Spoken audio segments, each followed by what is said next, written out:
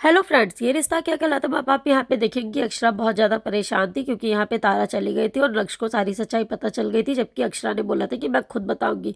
लेकिन जब नक्श को पता चल गई और नक्श ने तारा से रिश्ता तोड़ दिया कि मुझे कोई मतलब नहीं है, उसके बाद यहाँ पे अक्षरा बहुत परेशान थी कि अब मैं क्या करूँ।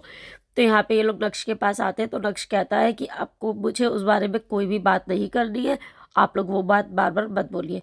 उसके बाद यहाँ पे ये लोग बात कर रहे होते हैं, तब तक यहाँ पे तारा के दादाजी आ जाते हैं और बहुत ही ज़्यादा वो गुस्से में होते हैं कि कहाँ हैं सब लोग। तो तारा के दादाजी कहते हैं कि आज मैं अपना उसूल तोड़ के आया हूँ, मैं आज एक औरत से बात करने आया हूँ, मुझे मुझे और किसी से बात नहीं करनी। क्योंकि नाती कहता है हाँ जी बताइए। तब तक यहाँ पे भाभी माँ बहुत गुस्से में होती है और भाभी माँ कहती है कि क्या बात है बताइए, हम बात कर रहे हैं। और और यहाँ पे तारा के दादाजी कहते हैं कि नहीं मुझे बात करनी है, और उसके बाद वो कहते हैं आज मैं यहाँ पे आया हूँ और आप लोग मान जाइए तो ठीक है, नहीं तो आज मैं रिश्ता तोड़ दूंगा। और वो भाभी माँ कहने लगती है कि आपने अपने बच्चों को देखा, आपके बच्चों की वजह से क्या क्या हुआ, मेरे बच्चों को कितनी दिक्कतें हुई, मेरी बहू को उसने धक्का दिया और वो नक्श को मारने की कोशिश की। तब इन लोग की बहुत ज़्यादा लड़ाई होने लगती है, बहुत तेज तेज। और इनके दादाजी भी कहते हैं कि अपने लल्ला को आपने देखा, आपके बेटे ने भी मेरे बेटे को जेल पहुंचाया, आपने देखा कभी। तो ये सब बातें खूब ज़्यादा इन लोग की लड़ाई झगड़ा होने लगता है, कहासुनी होने लगती है। और आपके लल्ला ने मेरी बेटी का दिल दुखाया, हमें पहले ही पता होता तो हम ऐसा कुछ ना करते। उसके बाद यहाँ पे नक्श कहता है दादाजी बड़ी दादी को चुप करवा दीजिए। तो इनके दादाजी कहते हैं कि नहीं आज बोलने दो, मैं खुद चाहता हूँ कि सारा मैटर यहीं पे सॉल्व हो जाए। तो वो कहते हैं कि ठीक है कोई बात नहीं। और तब तक यहाँ पे दादाजी अपना सिक्का निकालते हैं जो इन्होंने शगुन का सिक्का नक्श को दिया होता है, और कहते हैं कि मुझे पहले ही पता था, अगर बात सुलझ गई मेरे हिसाब से तो ठीक है, और नहीं तो मैं सिक्का लेके आया था कि ये मैं आपके पोते को वापस कर दूंगा, आज से हमारा और आपका रिश्ता खत्म पूरी तरह से। तो भाभी माँ कहती है हाँ हाँ ठीक है, हमें भी बहुत लड़कियां मिल जाएंगी और आपकी लड़की से बहुत अच्छी लड़की मिल जाएगी।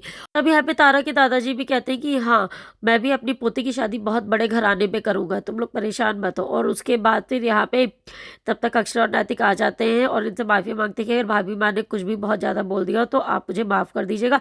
तो इनके दादाजी कहते हैं नहीं मुझे कोई भी बुरा नहीं लगा, मैं बहुत खुश हूँ और मेरी बेटी बहुत लकी है जो कि आपके घर में बहू बन के आएगी, बहुत खुश हूँ।